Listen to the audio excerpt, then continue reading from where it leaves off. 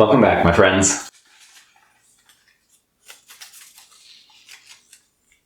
What are the different types of attraction and how do they influence relationships? Okay, so there's probably as many types of attraction as we can creatively conjure up. So any labels and boxes tend to be limiting. But the most limiting way to think about attraction is to think of it singularly and say, well, either I'm attracted to somebody or I'm not attracted to somebody, right? So we got to do better than that. And one of the main, systems out there that I've encountered has five types of attraction, and those are sexual, romantic, platonic, sensual, and the fifth one that I'm forgetting is, of course,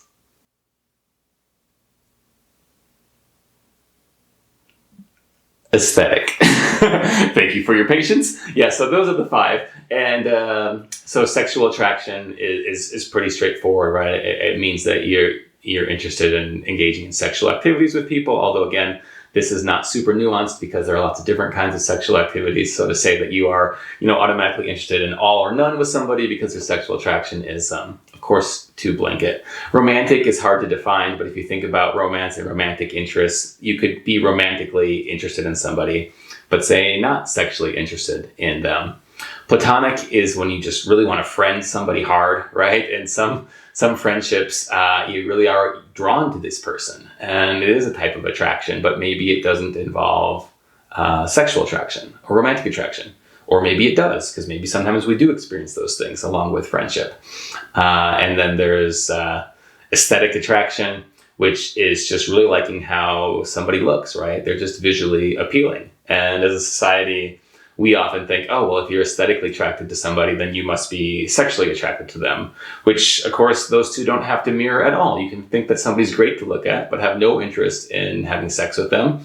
Or you can be incredibly sexually attracted to somebody, but it's not based primarily just on, their aesthetics. So, and then there's sensual, and sensual often gets lumped with sexual as well in our weird society, but the senses, especially touch, so like maybe a desire to hold hands or cuddle or have other kinds of physical contact with somebody. Now, this doesn't have to be sexual at all, but you could be drawn to somebody in that way. And so attraction comes in any combination possible. So, you can rearrange these as you see fit, or rather you can experience them in any possible combination. And I think this can be helpful. Let's say it says, how do they influence relationships? Well, if you don't know, then it influences relationships by adding a lot of frustration and miscommunication. If you're aware of the types of attraction, then it might give you opportunities to express much more clearly what you're feeling towards somebody, rather than this kind of typical,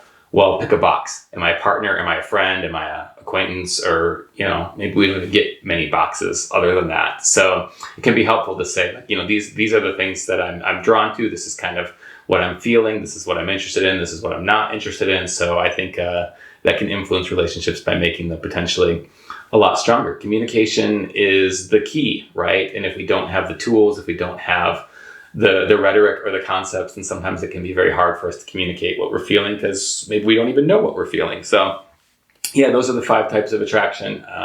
Again, we might come up with other types as well. I don't want to say that that's the definitive list, but it's certainly a great place to start. So let me know if you've encountered this before, or if you have any other thoughts on attraction down below. I appreciate the question. I appreciate you all tuning in. And I will, of course, look forward to seeing you back here next time.